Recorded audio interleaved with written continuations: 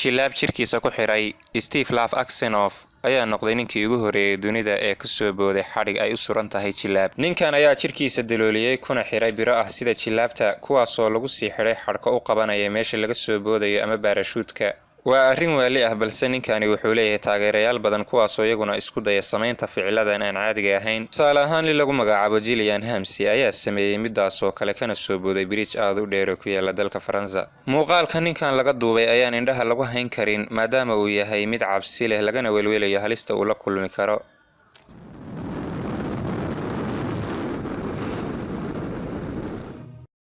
nin dhabarkiisa iibshay dhabarka ninkan ayaa leh tattoo ama ay ku xardhan yihiin sawiro. Tim Steiner ayaa tattoogiisu caan noqday waxaana iibsaday nin Jarmal ah oo ururiya farshaxanada. Waxaa laga yaabaa daawada inaad isweydiiso sidee lagu iibsaday tattoo ku sawiran qof kale dhabarkii. Waxaa jiray 10 sano ka hor artista caan ku noqday tattoo lagu sawiray doonfaaro kaasoo muran badan dhaliyay waxa uuna muddo raadinayay nin uu ku sawiro farshaxankiisa. Ugu dambeynna wuxuu helay ninkan lagu magacaabo Tim Steiner. Tattooga in lagu sawiro ninkan dhabarkiisa waxay artistaha ku qaadatay in ku dhow 40 saacadood. Waxaa lagu iibsaday 150,000 oo euro sanadii 2008 waxaana iibsaday nin Jarmal ah oo lagu magacaabo Rick Rankin. ninkan tattoogu ku sawiran yahay ayaa 30% helay lacagtaas waxaana lagu heshay in marka ninkani dhinto laga soo jaro maqaarkiisa dhabarka lana gelin doono muraayad frame leh. iibsashada ka hor bandhiga sawirkan ninkani waxa uu maalmo isagoo bilaashaad dhex fadhiyay madxafka.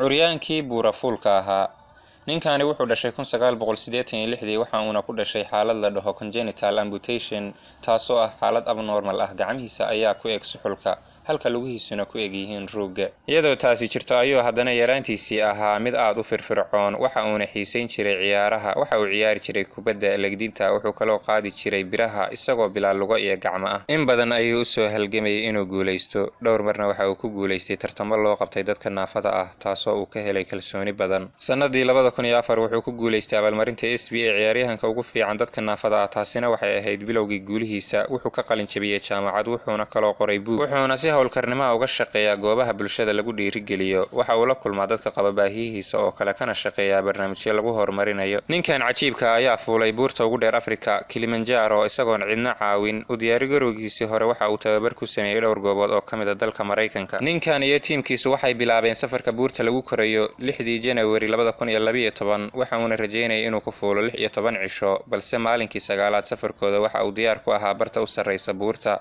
wuxuuna noqday qofkii ugu horeeyay isagoo bilaa lugo iyo gacmo ah fuulay buurta Kilimanjaro. ardayga ugu weyn dalka Nepal waxa uu ka qalin jabiyay dugsiga sare sanadii 2017 isagoo 70 jir ah. ninkan lagu magacaabo Durga Kami ayaa galay da'da 70 sano ugu dambeynna dhameystay waxbarashadiisii dugsiga sare. ninkan ayaa mushkilado badan la kulmay xilligiisii waxbarashada isagoo xitaa 2 sano joogay hal galaas waxaana soo wajahay caqabado badan oo ku aadan waxbarashadiisa. wuxuu ahaa midka ugu yar 10 carruur ay walaalayihiin. waxa uu ka dhashay qoys sabool ah mana awoodin yaraantiisii waxbarasho. Durga mar ayuu isku dayay iskool yaraantiisii waase laga soo intaa kadib waxa uu go'aansaday inuu shaqaysto intuu wax baran lahaa. waxa uuna bilaabay shaqo adag noloshiisana waxay u socotay si caadi ah. wuu guursaday inkastoo xaaskii ka dhimatay. geerida xaaskiisa kadib waxa uu qaatay inuu wax barto waxuuna bilaabay dugsiga hoose sanadii 2005 kuna biiray galaas cusub. bilowgii qayb ka mid ah ardayda iyo waalidiintoodu kuma faraxsanayn wax la dhigashada ninkan maadaama bulshada qaar waxyaabo badan ka welweli jireen waxaana lagu dacweeyay marar badan lagu dacaydeyn jiray inuu iskoolka ugu soo biiray si uu carruurta u afduubto. Durga uma joojin waxaas waxbarashadiisa ayuu sii watay isagoo maalin walba imaan jiray iskoolka. ma ahayn ardayga ugu fiican balse muddo kadib waxa uu helay saaxiibo ay isku kalaas yihiin. waxqabadkiisina wuxuu dumiyay nacaybkii ku aadanaa waxbarashada dadka waaweyn. intaa kadib iskuulo badan ayaa diyaar u noqday inay fursad siiyaan dadka yaraantoodii waxbarashada haleeli waayay. Durga dugsi sare kadib waxbarashadii ma joojin wuxuu doonayaa inuu gaaro master degree. ninkii casaankii cadaanka waxaa laga yaabaa in qof kasta ka helo ama jecel yahay midab gaar ah kalena dhex baxo midabada kale balse ma jiro qof si gaar ah u jecel lambarka 7.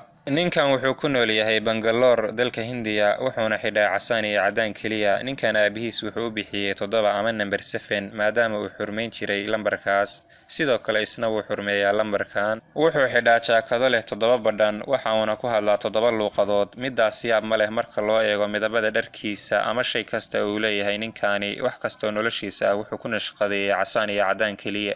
wuxuu xidhaa suudad casaan ama caddaan ah, gawaarida uu ka haystaa waa casaan ama caddaan, gurigiisa dhammaantii wax kastoo yaalaaya waa casaan ama caddaan. markii hore dadku waxay u haysteen inuu midabadan u samaynayo xayeysiin dadban. ninkan ayaa u shaqeeyay sida wakiilada shirkadaha, balse xaaladda labadan midab ayaa ah mid ku saleeyay noloshiisa. sidoo kale xubnaha qoyskiisu waxay xirtaan labadan midab oo keliya. waxaa diiday 7 dumara inay ku guursadaan hiwaayadiisan ah 2 midab keliya, sababtoo ah markay aado dukaan ama shoobin wax kastoy qaadanaysaa waa inay noqdaan casaan ama caddaan, sida dharka, daahyada, qalabyada korontada. waxayna u muuqataa ninkan inuusan ka daalayn labadan midab inta noloshiisa ka hadhay. gaari in lagu dul kaxeeyo dabaq. waxayn ognahay meel walba inaysan ku habboonayn in lagu wado ama lagu wareejiyo gaari, sida wadooyinka yaryar ama meelaha aan sinayn. burj al carab waa dabaq caan ah oo ku yaala Dubai. waxa uu ka dhex taagan yahay badda isagoo xeebta ka durugsan 280 mitir, waxa uuna ku yaalaa jasiirad gacan ku samays ah. waxaa xeebta ku xidha bridge. burj al carab dhererkiisu waa 321 mitir, waxa uuna mar ahaan jiray dhismaha ugu dheer dunida. wuxuu leeyahay barxad weyn oo loogu talagalay diyaaradaha qumaatiga u kaca inay ku soo degaan. koox ka tirsan shirkadda Formula 1 ee tartamada gawaarida Red Bull ayaa arrin cajiib ah ka sameeyay barxaddan sare. gaari noociisu yahay 750 horsepower loona nashqadeeyay in lagaga qayb gala tartamada ayaa noqday gaarigii ugu horreeyay ee lagu kaxeeyo barxaddan diyaaradaha ee dabaqan burj al carab. waxaa gaarigan wadaya nin khabiir ku ah gawaarida tartanka, waa David Coulthard. khatarta uu la kulmi karaana waa mid aad u weyn. wariyayaal hadlay wuxuu u sheegay inuu fikraddan ka ogolaaday Red Bull, waxa uuna yidhi waan jecelahay inaan ku lug yeesho wax kastoo xadka durkinaya. tusaale ahaan markuu qofku dadaal sameeyo kuna guulaysto waxaa kordha xadkiisa ama waxuu kor uga kacaa booskii uu taagnaa dadaalka ka hor. aan wada daawano dhacdadan dadku la wada yaabeen.